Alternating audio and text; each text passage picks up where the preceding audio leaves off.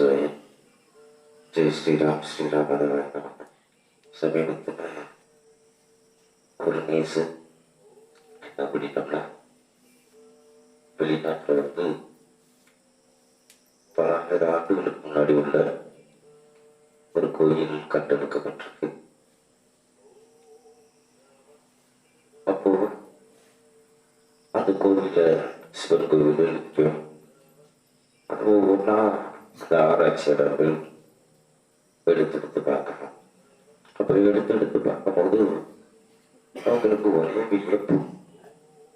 என்ன வியப்புனா, அந்த அச்சாரத்துல பல வகை இருக்குது. அந்த அச்சாரங்களை பார்த்து வியக்கிறாங்க. அது அடுக்கப்பட்டு லிங்கத்தினுடைய ஆவுடைய இந்த சென்டரில் உள்ளது தனியா இருக்கு. அதுக்குள்ள ஒரு தகடு இருக்கு. அதுக்குள்ள ஒரு அச்சாரம் போட்ட ஐம்பொன்னுகள் இருக்குது பல வகையில. அந்த ஐம்பொன்னுகளும் பல வகையா இருக்குது. அதுக்கு பிறகு அந்த பீடத்தை எடுக்கிறாங்க. பீடத்துக்குள்ள ஒரு அச்சாரம் இருக்குது.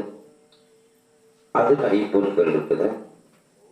அந்த ஐம்பொன்கள் வந்து துகளா பிரிஞ்சு போய் தனித்தனியா வச்சிருக்காங்க. ஒவ்வொரு கட்டத்திலையும் அது நிறைய விளக்கம், மணிக்கணக்கான ஒரு விளக்கம் இப்படி எல்லாமே இருக்குது. அப்ப பல குழிக்குள்ள அந்த பீடத்துக்குள்ள இருந்த அந்த 8 குழிக்குள்ள இருந்த தகடுகளையும் 8 விதமா பொருத்தி பார்த்தா ஒரே மேட்சாகுது, சதுரமாகுது. அந்த சதுரமானதுல ஒரு அச்சாரம் இருக்குது. அதுல ஒரு குறிப்பு இருக்குது. அப்புறம் அந்த பீடக்கல்ல எல்லாம் எடுத்து உள்ள போனா அதுக்குள்ள ஒரு அச்சாரம் இருக்கு. அப்ப இதையெல்லாம் அவங்க இப்ப ஆராய்ச்சி பண்ணிக்கிட்டு இருக்காங்க. இதை வந்து நம்ம ஆன்மீகத்துக்கு நிறைய சொல்லிட்டோம். அதாவது ஆன்மீகத்துல எவ்வளவோ விஷயங்கள் இருக்குது. இப்போ இன்னமும் நம்ம விஞ்ஞானிகளால கண்டுபிடிக்க முடியாத விஷயங்கள் எவ்வளவோ இருக்கு. இப்போ நம்மளாம் வந்து ஒரு 18-19 வருஷம் தான் ஆகுது. நம்ம முழுமையா ஆராய்ச்சியில இறங்கல. அவங்கெல்லாம் சொல்ல கேட்டுக்கிறது. அவ்வளவு அவங்கெல்லாம் சொல்ல கேட்டதையே எவ்வளவோ வருஷக்கணக்கில் நம்ம பேசலாம், எவ்வளவோ உணர்ந்திருக்கோம். அப்ப இதுல மெனக்கட்டோம்னா எவ்வளவோ இருக்குது. சரியா? ஆதி முதல் வந்தவரை எல்லாமே நம்ம முன்னோர்கள் பண்ணாதது கிடையாது. என்ன அப்படின்னோம்னா, நம்ம ஏற்கனவே நிறைய விளக்கங்கள் நிறைய பலமுறை நிறைய மணிக்கணக்கில் பேசியிருக்கோம். இப்போ சுருக்கமா என்ன அப்படின்னோம்னா,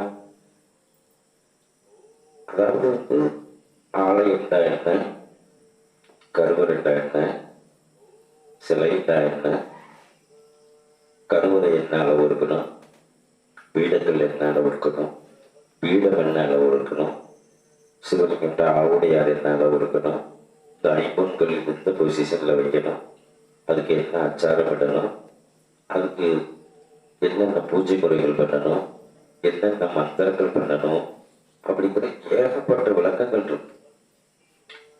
இதை அறியாதவங்க தான் கோயில் எதற்கு, எத்தனையோ பேர் சாப்பாடு இல்லாம இருக்கும்போது கல்லில் போய் பாலம் ஊத்துறாங்க, அபிஷேகம் பண்றாங்க. இதெல்லாம் இருக்கு. அப்படிங்கும் போது நம்மள மாதிரி ஆளு எதுவுமே பேசாம இருக்கிறது நல்லது. ஏன் அப்படின்னோம்னா, அவங்களுக்கு அடிப்படையே தெரியாதவங்கள்ட்ட போய் நம்ம எதுவுமே பேச முடியாது. ஓரளவு தெரிஞ்சோ இல்லாட்டி அவங்க தெரிஞ்சுக்கணும்னு விரும்புகிறவங்களையும் நம்ம பேசலாம். அவங்க எதையுமே நம்பாதவங்கள்ட்ட போய் நம்ம போய் பேசணும்னா அது டைமே வேஸ்டா. சரியா? இப்போ விஞ்ஞானிகள் வந்து இந்த பேட்டரிக்கு நம்ம ஆரம்பத்துல ஒரு மெக்கானிக் அப்படிங்கிறதுனால ஏற்கனவே நம்ம உடைச்சுதான் பார்த்துருக்கோம். இப்படி சின்ன வயசுலயே நம்மளுக்கு எதை ஏற்றுக்கிறக்கூடிய ஒரு பக்குவம் இருக்காது. ஏன்னா கடவுள் சொன்னாலே அதை கேட்க போய் தான் அவங்க விளக்கமே சொன்னாங்க. அதுபோல நம்ம சின்ன வயசுல இருந்து மெக்கானிக் பழகும் போதே ஒரு பேட்டரியில இருந்தா அதை உடைச்சிடுறது. உள்ள என்ன இருக்கு, எப்படி வேலை செய்யும். மாதிரி பேட்டரியா இருக்கட்டும், உடஞ்ச பேட்டரியோ உடைச்சோ பார்த்துறது, அது நிறைய விஷயம் கதை மாதிரி போயிடும். ஏன் அப்படின்னோம்னா, அந்த பேட்டரியில எப்படி சார்ஜ் ஆகுது, அது எப்படி மின்சாரத்தை தக்க வைக்குது அப்படிங்கிற மெத்தடு தான் நம்ம மூலஸ்தானத்திலையும் இருக்கும்.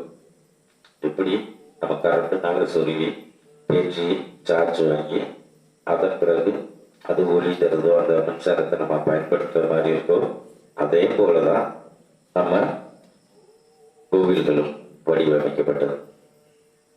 அதுக்காகதான் நம்ம சொல்றோம் மந்திரங்களுக்கு உயிர் இருக்கு. ஏன்னா இப்போ விஞ்ஞானிகள் சொல்றாங்க பார்த்தீங்களா, இப்போ கண்டுபிடிச்சிருக்காங்க, கை தட்டுனா லைட் எரியுது, பேசினா லைட் எரியுது, ஆள் நடமாட்டம் போனால் லைட் எரியுது.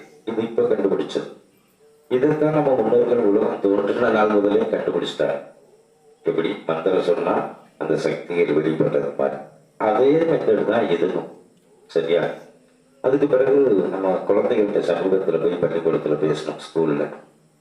அப்போ சில குழந்தைகள் கேட்டாங்க, ஐயா கோயில்கள் பழைய கோயில்கள்லாம் இடிச்சு போகுது அப்படின்னா. அருமையான கேள்விதான். சாமிக்கு சக்தி இருந்தா எப்படி இடியும் அப்படின்னு ஒரு குழந்தை கேட்டுச்சு. இது பெரியவங்களுக்கே தெரியாது. பெரியவங்க என்ன சொல்லுவாங்க, பழுது பார்க்கல, பராமரிக்கல, அதனால இடிஞ்சு போயிடுச்சு. இல்லை கட்டடம் சரியில்லாம கட்டிட்டாங்க, இடிஞ்சு போயிடுச்சு அப்படின்னா. ஏன்னா ஒரே காலகட்டத்தில் ஒரே நபர்களால் கட்டப்பட்ட கட்டடம், பழங்காலத்து கட்டடங்கள்லாம் இன்னைக்கு இடிஞ்சு போகுது அப்படின்னம்னா அதனுடைய உண்மையான விளக்கம் என்ன அப்படின்னம்னா, அந்த இடத்துல சக்திகள் அதிகமாக இருக்குது அர்த்தம். எப்படி மக்கள் இப்போ என்ன நினைக்கிறாங்களோ என்ன செய்யறாங்களோ அது எல்லாம் அப்படியே ஆப்போசிட்டா இருக்குதுன்னு அடிக்கடி சொல்றதுக்கு இது போல நிறைய உதாரணங்கள் சொல்லலாம். மக்கள் என்ன சொல்லுவாங்க, சக்தி இல்லைப்பாங்க, அதனால அந்த கோயிலுக்கு யாரும் போகணுமாங்க அப்படிலாம் கிடையாது. அந்த இடத்துல பயங்கரமான சக்தி இருக்க போய் தான் பல கால கோயில்களுக்குலாம் டாரா விரும்புறதுக்கு அதான் காரணம். ஏன் அப்படின்னா சக்தி இப்போ நம்ம இங்கே ஒரு நிலை வைத்திருக்கோம், பூஜை பண்றோம், மந்திரம் சொல்றோம், அதை வெளியே எடுக்கணும். எப்படி ஒரு பேச்சு ஒரு அளவு தான் சார்ஜ் போடணும். சார்ஜ் ஃபுல்லானா என்ன செய்யும், வெடிச்சிடும். நீங்க செல்போனை கூட பார்க்கலாம், ஊதிடும் அப்படியே. எண்ணிக்கையும் சார்ஜ்லேயே இருந்துச்சா இப்போ ஆட்டோமேட்டிக் வந்திருக்கலாம். மேனுவல் பேட்டரிலாம் என்ன செய்யும், சார்ஜ் ஃபுல்லானோடனே வயர் எடுத்து விட்டுரும், இல்லாட்டி வெடிக்கிறவன். முன்னாடிலாம் இப்போ இந்த மேனுவல் ஐட்டங்கள் எலக்ட்ரானிக் ஆட்டோமேட்டிக் கட்டெல்லாம் கிடையாது. அது ஃபுல்லுண்டு ஆன உடனேயே அதை கலட்டி விட்டுரும், இல்லாட்டி என்ன செய்யும், பேட்டரி வெடிச்சிடும், சிதறிடும். அதே போலதான் நம்ம மந்திரம் சொல்றோம். அது ஆதி காலத்து கோயில்கள்லாம் இப்போ பொழுதுபோக்குக்கு வைக்கிறது மாதிரி, விளையாட்டுக்கு வைக்கிறது மாதிரி, பெருமைக்கு வைக்கிறது மாதிரி வைக்கப்பட்ட கோயில்கள் கிடையாது. ஆகம விதிப்படி ஞானத்தால உணர்ந்து, ஞானத்தால தான் எந்த இடத்துல கதிர்வீச்சு விழுகுது. இப்போ நீங்க கைப்பற்றிய உங்களுக்கு எந்த இடத்துல வெளிச்சம் வேணுமோ அதை நோக்கி அடிச்சிங்கன்னா வெளிச்சம் கிடைக்கும். நம்ம இங்கிட்டு போறதுக்கு இங்கிட்டு அடிச்சோம்னா இருட்டாயிடும். அது போல அந்த கதிர்வீச்சு எந்த இடத்துல இந்த பூமியில விழுகுது, அதுல எந்த இடத்துல அதிகமா இருக்குது, அந்த கதிர்வீச்சு விழுந்து அடுத்து அந்த மூலஸ்தானம் எப்படி அமைஞ்சா அது அந்த ஊர் மக்களுக்கு நல்லது, வழிபடுறவங்களுக்கு எந்த வகையில செஞ்சா நல்லது, இது எவ்வளவோ விஷயங்கள் இருக்கு. ஆனா இப்போ நம்ம சொன்னோம்னா ஏத்துக்கிறவங்க மிக மிக அறிவு. ஏன் அப்படின்னா அதுக்காக சொல்லணும், அதை பத்தி நம்ம பேசணும். அதனால அப்போ எந்த இடத்துலாம் பலடைஞ்ச கோயில்கள், அந்த ஞானிகள் பிரதிஷ்டை பண்ண கோயில்களுக்கெல்லாம் வைப்ரேஷன் ஜாஸ்தி. கோயில்கள் இடிச்சிருது. அதுக்கு பிறகு அந்த கோயில்கள் மூடப்படும். மூடின கோயில்கள் என்ன செய்யும், வெளியே கிளம்பும். எப்படி இப்ப சமீபத்துல தஞ்சாவூர் பக்கம் கூட ஒரு விவசாய இடத்துல சிலைகளாக கிளம்பிச்சு. அதுக்கு பக்கத்து வெளிநாட்டுலாம் இதே மாதிரி சிலைகள்லாம் உள்ள கருத்து கிளம்பிச்சு. ஏன் அப்படின்னம்னா அந்த ஆற்றல், அந்த தகடு, இந்த பேச்சு எப்படி உப்பி உள்ளக்குள்ள இருந்து வெளியே வருதோ அதே போல சக்தி அதிகமாக அதை பயன்படுத்தாததுனால இந்த பேச்சினுடைய கவரு உடஞ்சு அந்த பேச்சினுடைய உள்ள இந்த தகடுகள் எல்லாம் இருக்கும், அது எல்லாம் வெளியே வருவது போலதான் ஃபர்ஸ்ட் அவுட்டர்ல உள்ள கோயில்கள் கட்டடங்கள் இடியும், மூலஸ்தானம் இடியும், அந்த சிலைகள் இடியும். அதுக்கு பிறகு சில பேர் சொல்றாங்க பூமிக்குள்ள இருந்து வந்துருச்சு, கிளம்பிடுச்சு. அதுக்கெல்லாம் என்ன அர்த்தம் அப்படின்னம்னா அந்த கதிர்வீச்சு ஆற்றலாகப்பட்டது பூமிக்குள்ள இருந்து என்ன செய்யும், வெளியே வரும். இப்ப சில பேர் சொல்லுவாங்க அது மாந்திரிகத்துல உண்டு, அதனுடைய விளக்கம் நிறைய இருக்கு. நிறைய பேர் சொல்லுவாங்க பாத்தீங்களா, புதையில நான் கீழே இருந்து வெளியே கொண்டு வந்துடுறேன், இல்லாட்டி ஏதோ ஒரு பொருளை உள்ளத்திலிருந்து வெளியே கொண்டு வந்துருந்தா சாத்தியம். ஏன்னா அதுக்கு எல்லாமே மந்திர சொல்லுதான். அந்த மந்திர சொல்லு எப்படி இந்த சிலைகள் வெளியே கிளப்புதோ அது போல நம்ம மந்திரங்கள் மூலியமா சில பொருள்களை இழுக்கலாம் தான் அந்த ஐம்பொருள்கள் இழுக்கிற சம்மந்தப்பட்டது. அதுக்கும் ஒரு விஞ்ஞான ரீதியா ஒன்று விளக்க சொல்லலாம். என்னன்னா நீங்க என்னன்னா ஒரு மெக்கானிக்கா இருக்க ஒரு மெக்கானிக் விளக்கங்களா சொல்றாங்கன்னு நினைக்காதீங்க, அதுதான் உண்மையும் கூட.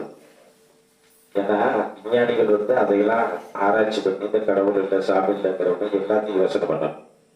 இப்போ ஒரு பேரோ ஏதாவது ஒரு மோட்டர் வச்சுக்கோங்க, காயில் வைண்டிங் பண்ணியிருக்கோம். நீங்க கொடுக்குற மின்சத்துல காயில்ல மட்டும்தான் இருக்கும். அந்த சுற்றுலத்துல என்ன செய்யாது, கரண்டே போகாது. அதுல என்ன வச்சிருப்பாங்கன்னா அடுக்கடுக்கா தகடுகளை ஒன்றாக்கி உள்ளக்க சொருவிடுவாங்க. இந்த கரண்ட் போன உடனே அது காந்தமா மாதிரி சுத்த ஆரம்பிச்சது. ரைட்டா? அதே போலதான் இந்த கரண்ட் எப்படி மின்சார சக்தி கொடுக்குறோமோ அதே போலதான் இந்த சக்தியும். இப்ப இந்த துடிக்கிறாங்க, இப்போ உங்களுக்கு கரண்ட் அடிச்சிருது, துடிக்கிறீங்க, சாமி என்ன செய்றீங்க, துடிப்பீங்க. அது என்ன, மின்காந்த அலைகள், கதிர்வீச்சு. ரைட்டா? எனக்கு கை வலிக்குது, சாமி தூக்க முடியல, கரண்ட் அடிச்சு கரண்டை தொட்டு பாருங்க, தூக்க முடியாது.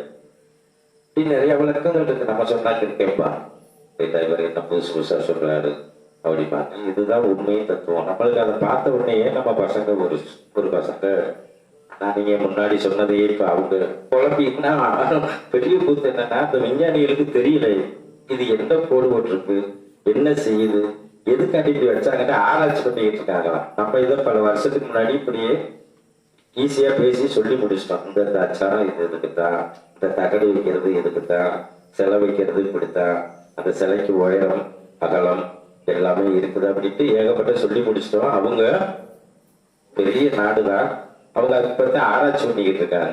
இன்னமும் முழுசா உண்டான விளக்கங்கள் தெரியல.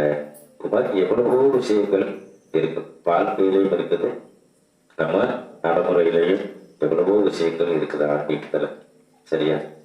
அதை முறையா கத்துக்கிட்டோம் அப்படின்னோம்னா அதனுடைய அற்புதங்கள் அருமை. அதை தெய்வ காரியங்களுக்கு மட்டுமே தான் பயன்படுத்துவாங்க. முறையா தெரிஞ்சவங்க சுயநலத்துக்கோ பெருமைக்கோ புகழுக்கோ யாரும் பயன்படுத்துவது இல்லை. சரியா?